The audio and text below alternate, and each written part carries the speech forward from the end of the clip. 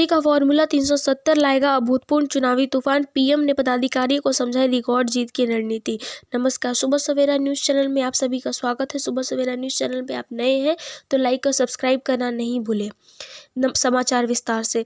प्रचंड बहुमत के साथ केंद्र में तीसरी पारी का मोदी फॉर्मूला सटीक निशाने पर लगा तो भाजपा की जीत का ऐसा इतिहास बन सकता है जो किसी भी लोकतंत्र के लिए रिकॉर्ड होगा।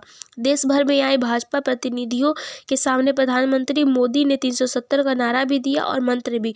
उन्होंने 2019 के लोकसभा चुनाव की तुलना में हर बूथ पर 370 अतिरिक्त वोट जुटाने का लक्ष्य दिया है। अगर आंकड़ों में इसे बदला जाए तो भाजपा की पहुंच वाले लगभग 8.5 लाख बूथों से अतिरिक्त वोट के रूप में ही भाजपा को लगभग 30 करोड़ वोट मिलेंगे। पीएम मोदी ने पदाधिकारियों की बैठक को संबोधित किया। अगर 2019 के भाजपा के वोट में इसे जोड़ दिया जाए तो लगभग 97 करोड़ वोटर वाले देश में भाजपा 50 करोड़ को पार करते दिखेगी। इसी लिहाज में कार्यकर्ताओं को अगले 100 दिन बूथ मजबूत करने पर केंद्रित रहने को कहा गया है। नतीजा का एहसास किया जा सकता है।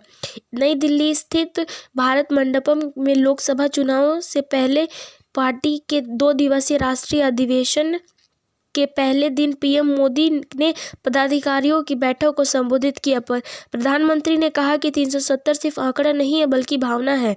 370 सीटों पर कमल खिलाकर देश के लिए सर्वोच्च बलिदान देने वाले डॉक्टर श्याम प्रसाद मुखर्जी को श्रद्धांजलि देना है। भाजपा की चुनावी रणनीति के साथ आत्मविश्वास और उत्साह को पीएम मोदी के इस संदेश से भी समझ सकते हैं कि उन्होंने कहा है कि 2019 की तुलना में इस बार प्रत्येक बूथ पर 370 अतिरिक्त वोट प्राप्त करने का प्रयास करना है। उल्लेखनीय है कि भाजपा अध्यक्ष जेपी नड्डा ने दावा किया है कि पार्टी संगठन ने देश भर में 8.50 लाख से अधिक बूथों तक अपनी मजबूत पहुंच बना ली है।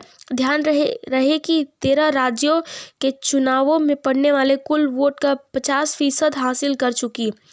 मोदी का 23 वर्ष का कार्यकाल भ्रष्टाचार से मुक्त रहा। अब कुल वोटर का 50% पाने की तैयारी रहे। विपक्ष दलों को लगातार भ्रष्टाचार और परिवारवाद पर घेरने वाले पीएम मोदी की रणनीति में यह भी है कि आज आमजन तक सुशासन तक का संदेश पहुंचाया जाए। उन्होंने पदाधिकारियों से कहा है कि गुजरात के मुख्यमंत्री से लेकर देश के प्रधानमंत्री तक मोदी का 23 वर्ष का कार्यकाल भ्रष्टाचार आरोपों से मुक्त रहा। ऐसे कोई दूसरा नेता और सरकार नहीं है, इसीलिए आम मतदाता तक सुशासन की यह कहानी भी पहुंचनी होगी।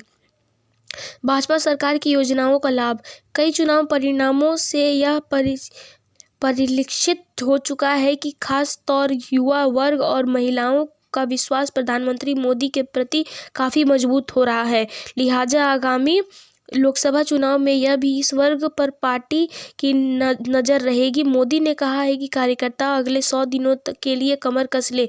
भाजपा सरकार की योजनाओं का लाभ बड़ी संख्या में जनता को मिला है, इसलिए इन लाभार्थियों तक पहुंचने के लिए 25 फरवरी से देश भर में लाभार्थी संपर्क अभियान चलाया जाएगा। महिलाओं पर विशेष फोकस करने के साथ ही पहली बार मतदान करने जा रहे युवाओं को 2014 से पहले और 2014 की बात की तुलना पर कर बदलते भारत की तस्वीर भी दिखानी होगी। तू मैं की राजनीति करेगा विपक्ष, ध्यान न दे।